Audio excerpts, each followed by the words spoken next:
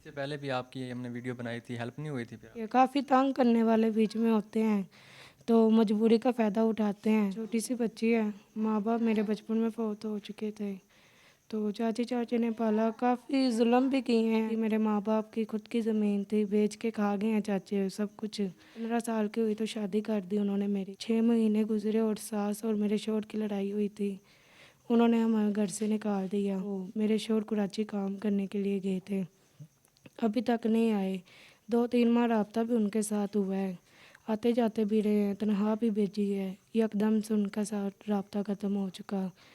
तो अभी किसी के घर भी जाऊं तो कोई पूछता नहीं है, कोई कहता नहीं है कि चलो हम रख लेते हैं। आपकी फिर शादी भी हो गई, शोहर भी छोड़ के चला गया, ससुराल वालों ने नहीं पूछा फिर दोबारा? उन्होंने नहीं मुझे पूछा।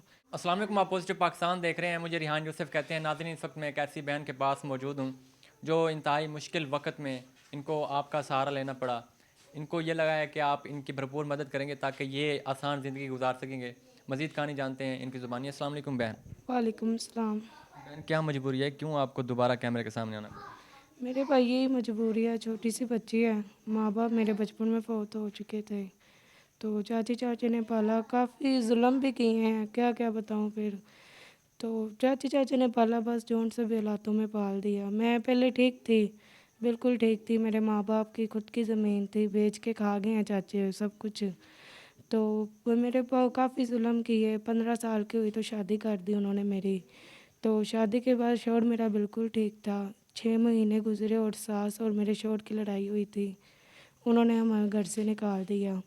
मैंने अलहदा घर रेंट पे लिया था, तो हम ठीक बिल्कुल रहते थे। मेरी बच्ची पैदा हुई है, 2 माह की थी, तो मेरे शौहर कराची काम करने के लिए गए थे, अभी तक नहीं आए। 2-3 माह रबता भी उनके साथ हुआ है, आते जाते भी रहे हैं, तनख्वाह भी भेजी है। एकदम से उनका साथ रबता ख़त्म हो चुका। तो अभी किसी के घर भी जाऊं तो कोई पूछता नहीं है, कोई कहता नहीं है कि चलो हम रख लेते हैं। कोई चाचू ने, कोई बामू ने। नहीं, माँ बाप जब फोत हो गए, चाचा चाची ने पाला है, अब ज़ाहिर सी बात है आपकी फिर शादी भी हो गई, शोहर भी छोड़ के चला गया, ससुराल वालों ने नहीं पूछा फिर दोबारा? नहीं, जो ससुराल वालों ने, बस सास ने, जो ससुर ने पूछ लिया। तो जो देवर जो दो जोट होते हैं कि मतलब उन्होंने नहीं मुझे पूछा। वो मुझे घर में लेके जाएं तो वो रखते नहीं हैं, वो कहते हैं हम इनका कहाँ से खर्चा करें। जो हमारा था वो तो छोड़ गया, उनका तो कौन सा पता है। यानी कि जो आपके देवर हैं वो नहीं मान रहे कि आप उनके घर में रहेंगे? नहीं मान रहे। तो बच्ची जो है आपकी वो कितनी उम्र की है? साल की हो चुकी है। साल की बच्ची हो गई है, बच्ची को पालना इंतहाई मुश्किल नहीं होता शोहर के बगैर? बस मुश्किल है, फिर क्या करें, मजबूरी है। काम पे जाती हूँ तो 10-12 हज़ार रुपये दे देते हैं का, वैसे भी खाने पीने के लिए दे देते हैं, गुजारा कर लेते हैं। इससे पहले भी आपकी हमने वीडियो बनाई थी, हेल्प नहीं हुई थी फिर आपकी? की है, चंद लोगों ने हेल्प की है, मैं उनकी शुक्रगुजार हूँ, उनकी मैं मेहरबानी करती हूँ। चंद लोगों ने मेरी हेल्प की है। काफ़ी तंग करने वाले बीच में होते हैं, तो मजबूरी का फ़ायदा उठाते हैं, पर काफ़ी ज़्यादा अच्छे भी हैं वो लोग के बीच में। क्यों ऐसे क्यों किए, हमारी लोगों ने हेल्प की है चंद, पर नहीं गुज़र बसर हुआ। जो आते थे, कुछ बेटी मेरी बीमार थी, उनके उसके ऊपर लग गए, उसके पिलाई अरकान हो चुका था, और ऊपर से उसे बुखार वगैरह नहीं उतरता था। तो मैंने टेस्ट वगैरह काफ़ी चीज़ें करवाई हैं, तो वो बस उसके ऊपर पैसे लग गए, कुछ घर में खाए पिए जा रहे हैं। तो पहले आपका इंटरव्यू हुआ है, लोगों ने हेल्प किया, वो भी काम लग गए, अब ये इंटरव्यू भी हो रहा है, लोगों ने हेल्प करनी है, फिर काम लग गए। तो फिर मतलब ये मुसलसल अगर सिलसिला चलता रहा तो फिर क्या होगा? मतलब ऐसे तो नहीं होता? नहीं, बस ऐसे तो नहीं होता। कोई अच्छा कारोबार करवा दे, सिलाई का करें तो लोग सिलाई नहीं करवाते, सिलाई महंगी है। क्यों देखा जाए तो सिलाई महंगी है, लोग कहते हैं हम सीपे सफाई ले आते हैं, इससे अच्छा है।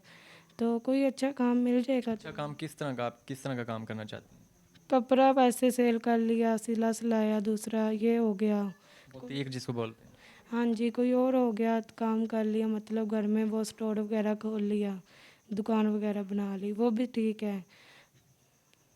बिल्कुल नाज़रीन, आपने इनकी कहानी सुनी है। इससे पहले भी हमने इनकी वीडियो बनाई थी और इनकी जो हेल्प हुई थी, ये बता रही हैं कि इनकी बेटी भी अक्सर बीमार रहती थी और दूसरे भी मसाइल आ गए इनकी लाइफ के अंदर। इस वजह से जो पैसे थे वो खर्च हो चुके हैं, अब इनको दोबारा आप लोगों का सहारा लेना पड़ा। तो मेरी ये अपील है आपसे कि इस बहन के लिए कोई कारोबार ढूंढा जाए, कोई काम करके दिया जाए ताकि इनको दोबारा कैमरे के सामने ना आना पड़े, ताकि जिससे ये अपनी 1 साल की बच्ची का पेट भी पाल सकें। अब जो लोग देख रहे हैं उनसे आप क्या अपील करें? मेरी यही अपील है कि मेरी हेल्प की जाए, ज़्यादा से ज़्यादा, नहीं तो मुझे कोई फिर कोई काम करवा दे, हेल्प नहीं तो लोग तंग ना करें जो तंग करते हैं, हर किसी की मजबूरी समझें, क्यों हर कोई मजबूर है घर में। तो बस हेल्प की जाए, मेरी बहुत ज़्यादा ज़रूरत है। बिल्कुल नाज़रीन, आपने इनकी कहानी सुनी है। खुदारा मेरी आपसे अपील है कि इनको तंग ना किया जाए, क्योंकि अगर कोई कैमरे के सामने आता है तो वो मजबूरी के तहत ही आता है। इजाज़त दें इस उम्मीद इस यकीन के साथ कि आप लोग इनकी भरपूर मदद करेंगे। मुलाकात होती है नई वीडियो में। अल्लाह निगहबान।